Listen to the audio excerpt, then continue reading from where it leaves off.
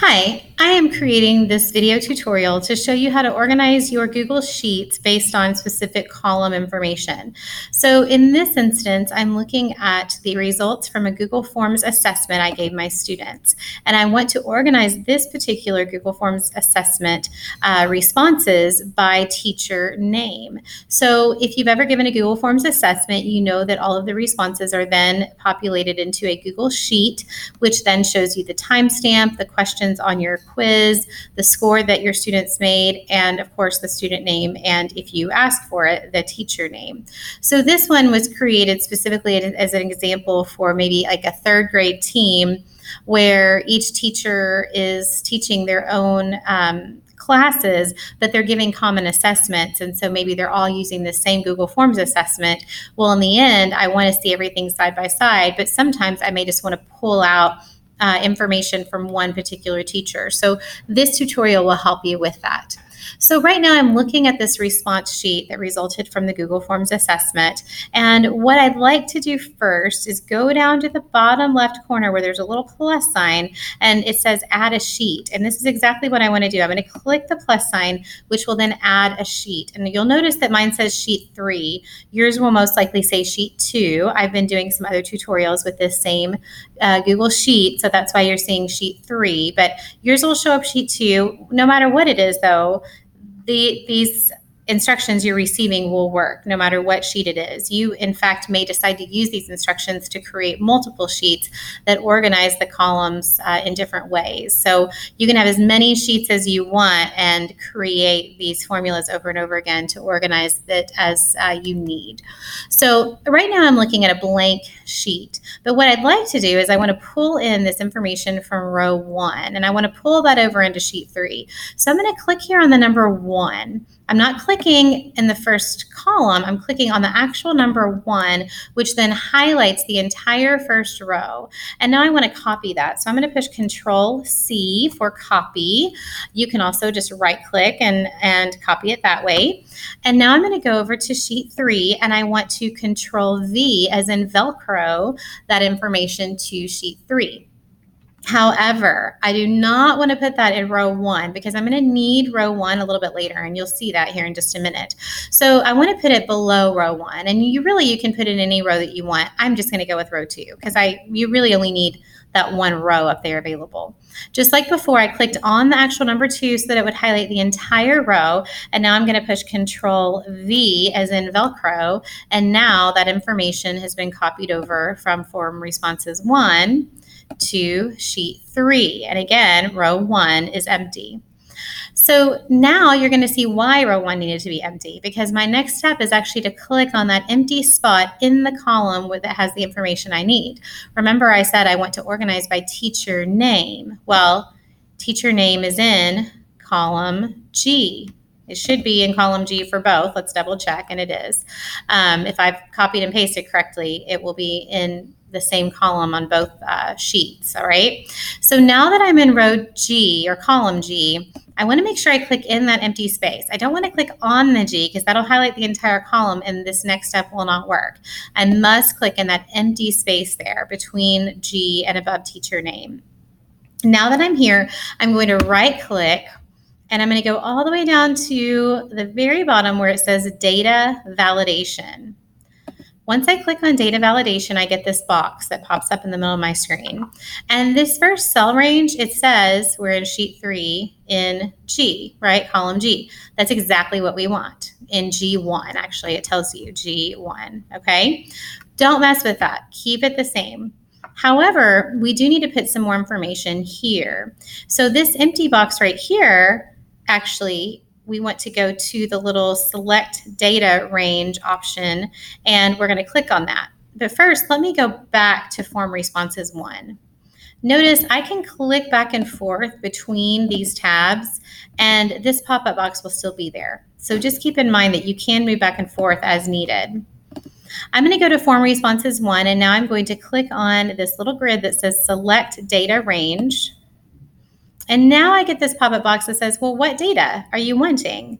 Well, we know I want to organize it by teacher name. So I'm going to go now and click on the letter G to make sure that I highlight the entire column G. I'm not clicking in individual boxes. I'm clicking on the letter G to highlight the entire column. Once I do that, this box automatically populates, and all I have to do is click OK. There it is, and I click Save. I don't need to change anything else here. Now that I've clicked Save, what you're going to notice is when I go back to sheet 3, you're starting to see some things that are different. You see a little pop-down box here, okay, and it's starting to show you some of the teacher names. So you can see how this is starting to work. However, I still need to give the form more information, and this is where some of those tricky formulas come into play. And I have a formula that will work for you anytime you're doing this sort of organizing. So I'll share that formula with you. Right now, I'm going to go and get that formula from a coworker who shared it with me. So I'm going to highlight the formula, and this is something you probably just want to keep somewhere where you can access it. So I've just copied that formula by pushing Control-C. I'm going to now put my mouse and click it there at A3. I'm going to click it here in this first open box. And now I'm going to push Control-V for Velcro, and I'm going to see this list pop up, or this sentence pop up, and notice now up here that formula that I just copied and pasted actually has shown up here. Now this part gets a little tricky, so listen carefully. This formula was specifically created for information that was being organized from column C.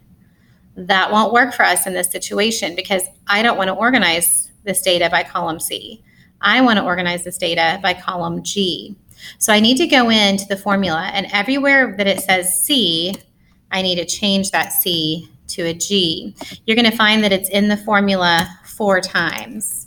There's one at the beginning, one at the middle, and then 2 closer to the ends. I've changed all of the C's now to G, and look, it shows me that I've done that because this column now looks different, right? It has that highlighting in it. But there's something else that we need to do. We also need to change this information here about form responses.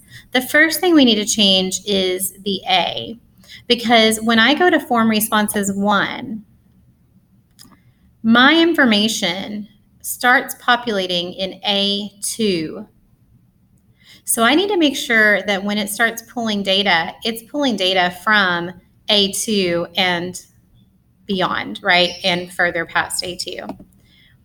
But in this formula, it doesn't start pulling data until A4. Notice here where I'm circling, it says A4.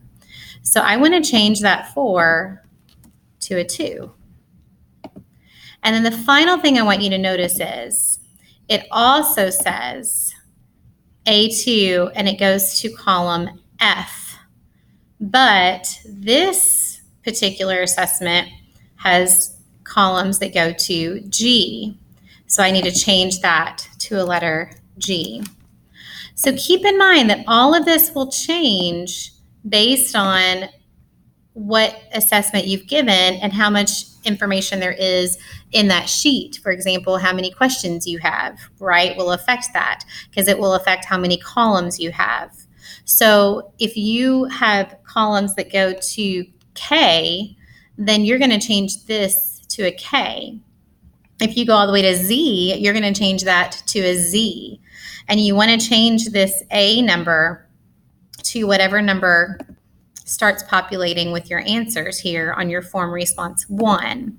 For the most part, for most of you, like 99% of the time, it will be A2. And then don't forget that you need to change those 4 C's to a G or whatever it is you're doing. If you want to pull in data based on column E, then you would change all the C's to an E. If you want to pull it in based on column F, you would change all the C's to an F. So now that I have this information, let's see if it worked. We're going to go here. We're still in sheet 3.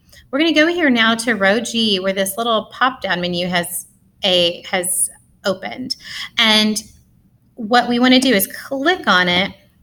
And now I can organize based on teacher with the last name of Smith. And now Smith has populated. Now I want information from Cobble's class. Cobble has populated. And this is just a great way for you to organize and decipher your data. Thanks so much for listening.